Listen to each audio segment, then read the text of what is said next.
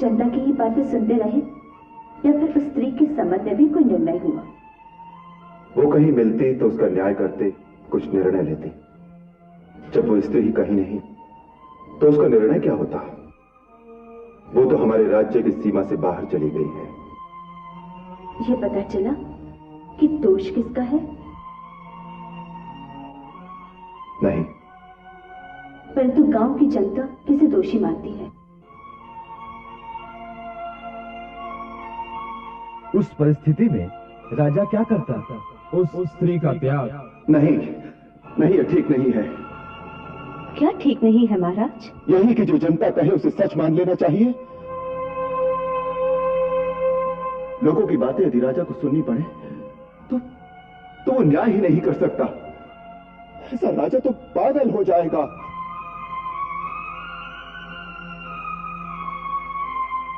ये आप कह रहे हैं महाराज? रघुकुल का एक राजा बोल रहा है जिस वंश के राजाओं ने प्रजाहित और प्रजा रंजन के कीर्तिमान को स्थापित करने के लिए अपने प्राणों की भी कभी चिंता नहीं की, जिनके लिए कुल की कीर्ति इसलिए महत्वपूर्ण थी कि उनकी प्रजा उनके गौरव पर मान कर सके। उस वंश का राजा अपनी प्रजा के लिए ऐसे वचन नहीं कह सकता। लगता है आपको गहरा आघात पहुंचा है।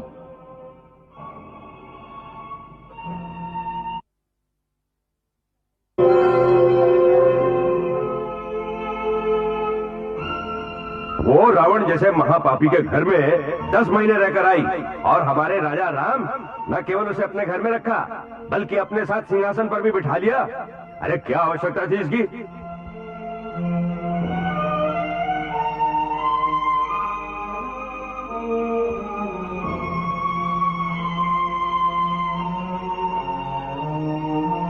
क्या किया राजा राम ने? अरे कुछ तो सोचा होता। सबसे बड़ा भय ये है कि अब धीरे धीरे समाज में दुराचार की प्रथा फैल जाएगी और राजा के गृहस्थ जीवन का प्रभाव तो सारे समाज पर पड़ेगा ही।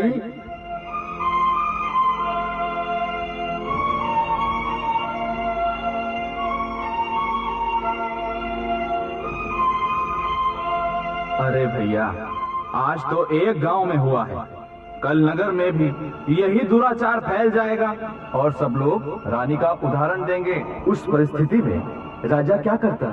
उस स्त्री का त्याग।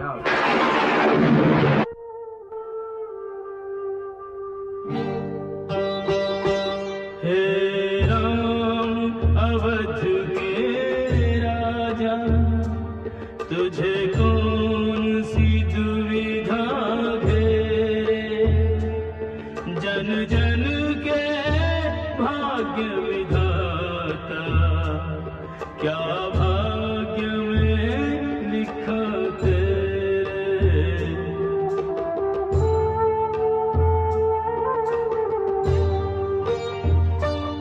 क्या पूछ रहे हैं तुझसे इन बहरों के सन्नाटे, वो कौन सा दुख तू जिसको सीता से भी न बाटे।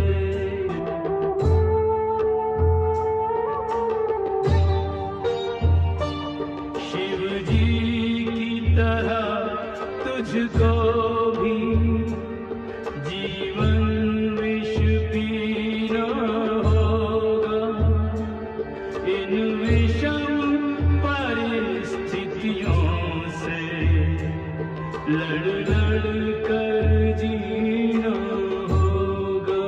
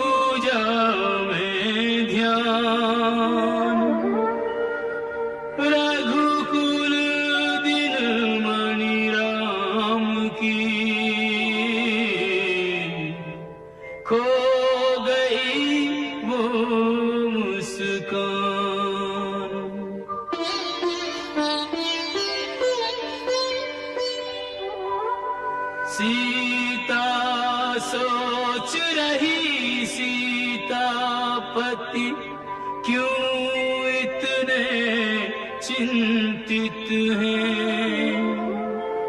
सुदृढ़ सुमेर समान नाथ किस आंधी से विचलित हैं।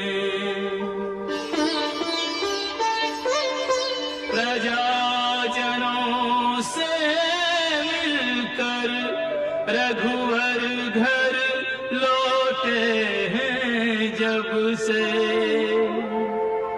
पीड़ित क्षुब्ध उदास निरंतर रहते हैं प्रभु तब से।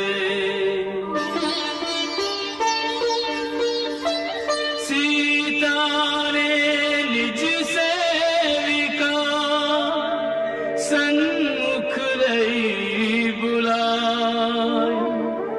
क्या करना है बात ये कहने लगी समझाए।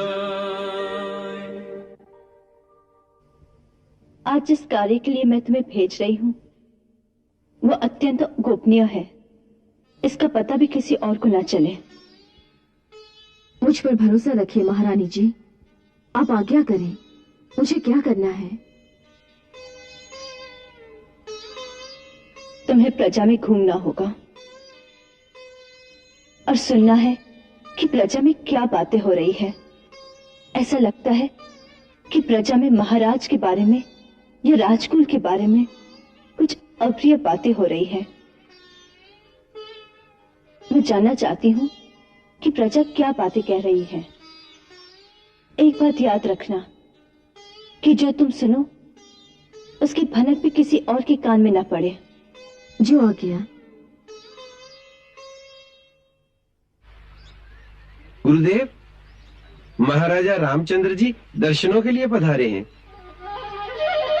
उन्हें आदर से यहीं ले आओ। जी गुरुदेव।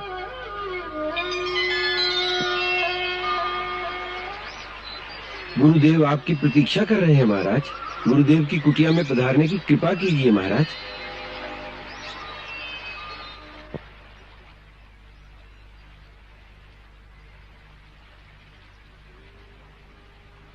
कीर्तिमान, आपका स्वागत है राजन।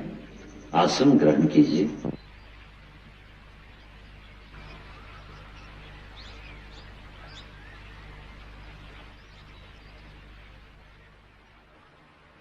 राजमहल में सब कुशल तो है ना? आपके आशीर्वाद से चहु और कुशल है, परंतु क्या? गुरुदेव, हमारा मन बहुत विचलित है। एक अशांति ने घेर लिया है हमारे मन को। गुरु चरणों की छाया में शांति मिलेगी, इसी अपेक्षा से हम आपकी शरण में आए हैं। राजा का मन विचलित है, ये शुभ संकेत नहीं है।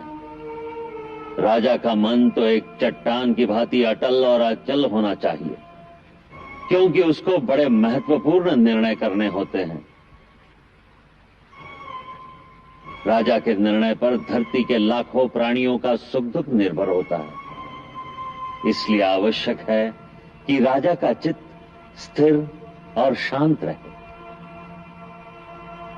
मन के विचलित होने का एक ही कारण होता है, मोह। किसी वस्तु से, किसी प्राणी से, अपने सुख अथवा अपने जीवन से ही अधिक मोह हो जाने से चित्त में स्थिरता नहीं रहती। भय रहता है कि वो प्यारी वस्तु, वो प्राणी, वो सुख कहीं खो न जाए। कुछ खो जाने के भय से ही मन विचलित होता है। इसीलिए राजा को किसी से भी मोह नहीं रखना चाहिए। तभी तो वो अपने कर्तव्य और न्याय के पथ पर दृढ़ रह सकता है। राजन, जो मोह का कारण है उसे त्याग दो, शांति मिलेगी।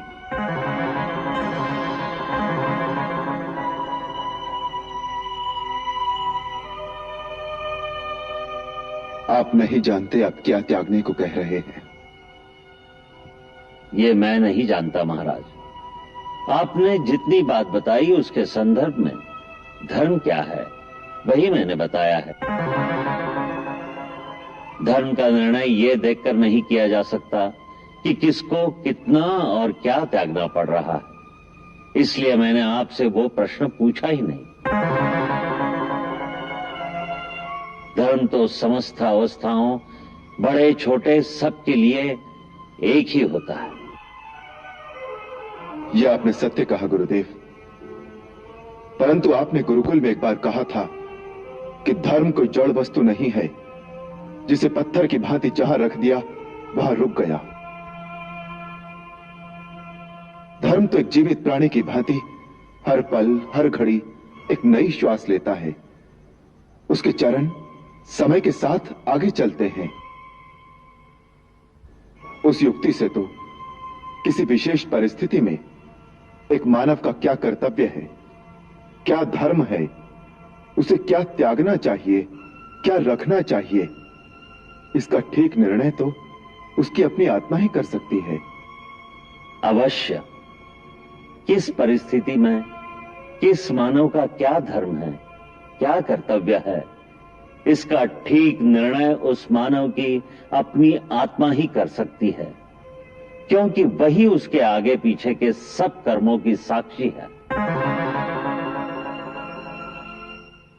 आत्मा ही सबसे बड़ा गुरु है, इसलिए जो अपनी अंतरात्मा कहे वही धर्म है।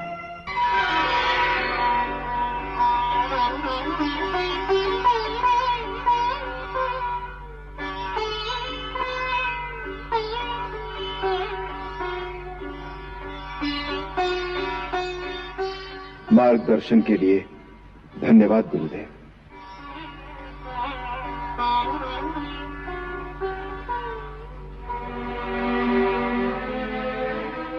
मुझे आशीर्वाद दीजिए कि मैं अपने कर्तव्य पथ पर दृढ़ रहूं, भले ही मुझे ये राजपाट क्यों न छोड़ना पड़े।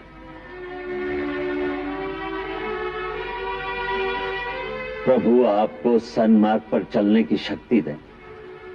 ओम शांति।